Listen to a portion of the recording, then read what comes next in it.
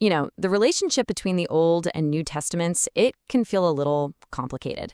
But right at the heart of it all is this one key concept, the Mosaic Covenant. A covenant is basically a binding agreement, and this one, made between God and Israel through Moses, is just foundational to everything. But here's the big question people have been wrestling with for centuries. Was it holy gift, or was it an impossible burden? So, was this ancient law a gift meant to guide a nation to be something special? Or was it this impossible standard that was pretty much designed to crush them? The answer, as you can probably guess, isn't a simple yes or no. And exploring that paradox, well, it unlocks so much of the story. So where do we even begin? Well, first things first, we've got to flip a really common assumption completely on its head. See, we often think that religion works like this. You follow the rules, you do the right things, and then maybe you get saved. But the story here presents the exact opposite order.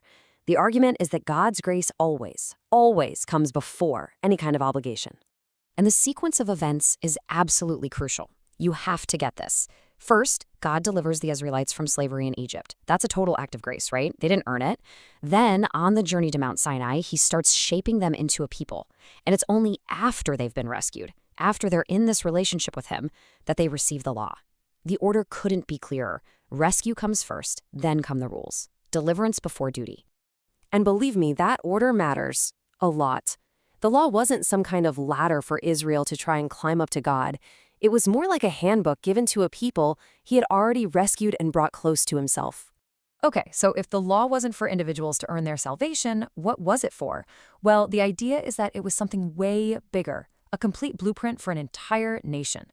This was not about your own private, personal spirituality. No, this was a massive plan for how a whole society could live together under God's direct rule, a total fusion of church and state, if you want to think of it that way.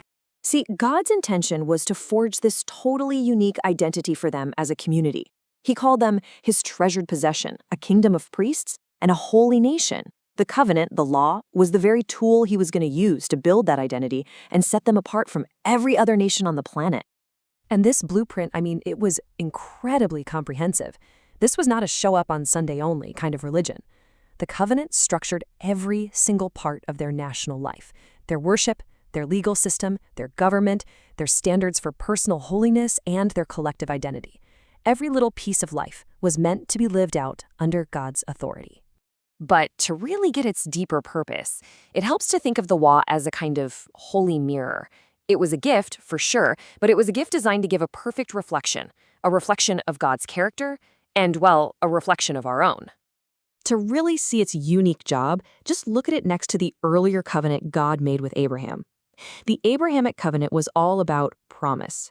It was about what God said he will do, totally unconditional. The Mosaic covenant, though, is all about law. It's about how Israel should live in response to what God had already done for them. It was conditional. So this mirror basically revealed three things all at the same time. First, it reflected the perfect holy character of God himself. Second, it showed Israel the incredible calling of who they were meant to be as his people. And third, it exposed this huge, painful gap between the two, revealing just how deeply and consistently they fell short of that standard. And right there, that's the catch. That's where this holy gift starts to feel like an inescapable, heavy burden. Because, seeing the perfect standard is one thing. Actually being able to meet it, that's something else entirely. This brings us to the law's incredible power, but also its really profound limits. It was a perfect diagnostic tool. It could point out sin with flawless clarity, but it had zero power to actually remove that sin. It could define holiness, but it couldn't produce holiness inside a person's heart. It could command you to do something, but it had no power to transform the person doing the commanding.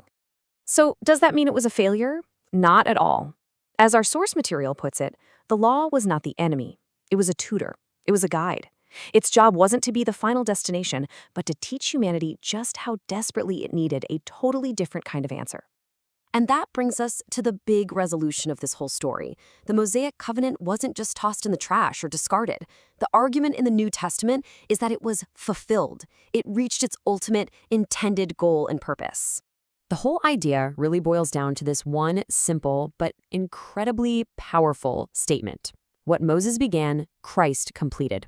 The idea is that Jesus lived out the perfect covenant faithfulness that Israel never could, and in doing so, he became the fulfillment of everything the law was pointing towards all along. And this represents a fundamental upgrade, you know? The Old Covenant was a law written on stone tablets. It was an external command. The New Covenant promises a law written on the heart, an internal transformation. Where the old law could only expose sin, the new one actually takes it away. It's a total game changer in how God relates to his people. And hey, this wasn't some new idea that just dropped out of the sky. Centuries earlier, the prophet Jeremiah was already looking forward to this exact thing. He talked about a covenant where God would write his law on the heart and remember sins no more. So the new covenant is presented as the fulfillment of this ancient, deeply held hope.